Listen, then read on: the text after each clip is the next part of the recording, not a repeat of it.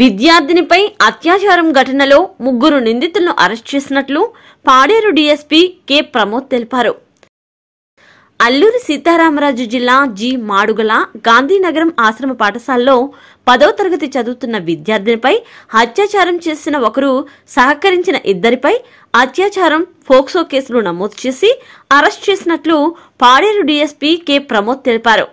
DSP మీడియాతో మాట్లాడుతూ విద్యార్థిని తల్లిదండ్రులు ఈ నెల 25న వస్త్రాలు కొనుగోలు చేసేందుకు పాఠశాలకు వెళ్లాడు.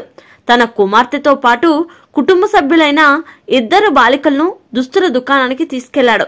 దుస్తులు కొనుగోలు చేసి సాయంత్రం 4 గంటలకు పాఠశాల వద్దకు వారిని దింపి వెళ్లిపోయారు.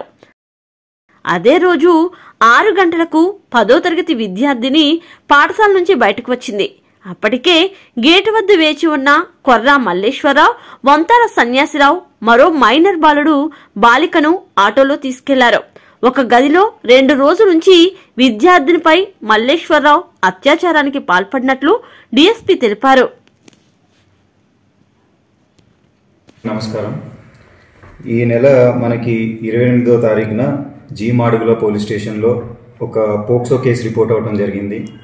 దీనికి సంబంధించి విక్టిమ్ వచ్చేసి మనకి జీ మాడుగులలో ఒక 15 ఏళ్ళ అమ్మాయి. ఈ అమ్మాయి స్కూల్లో చదవడం జరుగుతుంది, ఒక ట్రైబల్ వెల్ఫేర్ స్కూల్లో.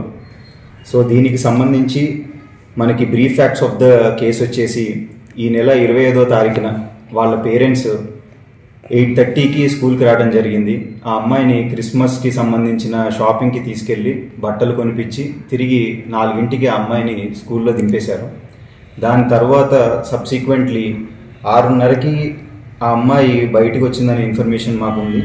దాని తర్వాత ఎవరైతే A1 కొర్రా మల్లేశ్వరరావు అనే వ్యక్తితో పాటు ఇంకొక అతను కొర్రా నితిన్ అనే 2 వ్యక్తులు ఆటోలో తీసుకెళ్ళటం జరిగింది.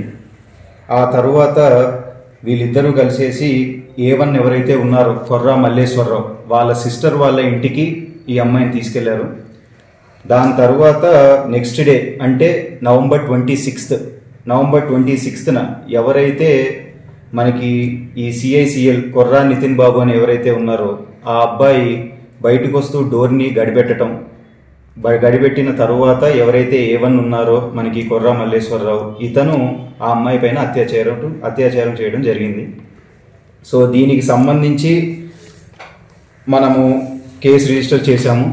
తర్వాత బేస్డ్ ఆన్ ద ఫ్యాక్ట్స్ వెంటనే వీళ్ళు అబ్స్కాండింగ్ అయి ఉన్నారు. ఎవరైతే A1 యాజ్ వెల్ యాజ్ మిగతా ఎవరైతే అసిస్ట్ చేశారో ఈ క్రైమ్కి మనం తర్వాత ఎఫర్ట్స్ పెట్టేసి వాళ్ళని ట్రేస్ చేసి వాళ్ళని అదుపులో తీసుకోవడం జరిగింది. వీలైనంత తొందరగా వీళ్ళని రిమాండ్కి పంపించేస్తాము. అండ్ మోర్ ఓవర్ ఈ మధ్య నిన్నటి నుంచి కొన్ని కథనాలు వస్తున్నాయి మీడియాలో, ఇదంతా 3 కలిసి అత్యాచారం చేశారనేసి. దాంట్లో ఎటువంటి వాస్తవం లేదు. ఈ కేసులో ముఖ్యంగా అత్యాచారం చేసింది A1 కొర్రా మల్లేశ్వరరావు.